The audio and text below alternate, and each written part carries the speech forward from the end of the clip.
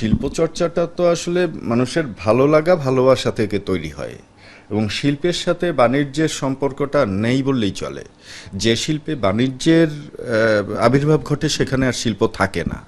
তা আমার ভালো লাগা বা আমাদের ভালো লাগা ওইখানেই যে আমাদের বাণিজ্যটা ছোঁয়নি, যে কারণে হয়তো এখনো গরিব আছি কিন্তু ভালো আছি, শান্তিতে আছি, শিল্পী বলে নিজেদের গর্ববোধ করতে পারছি।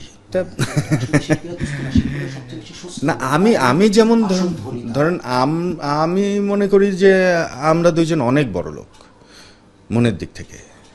বড় লোক যে শুধু টাকার দিক থেকে হবে একটা মানুষ তাই না, প্রচুর টাকা থাকলেই যে সে বড় লোক হবে তা না। বড় লোক হতে হবে তো মানসিকতায়, মনে। শিল্পীদের মতো বড় লোক আসলেই কেউ নেই। শিল্পীরা অনেক উদার এবং সব কিছু উজাড় করে দিতে পারে। এটা এক ধরনের শুধু শিল্পীদের দ্বারাই সম্ভব।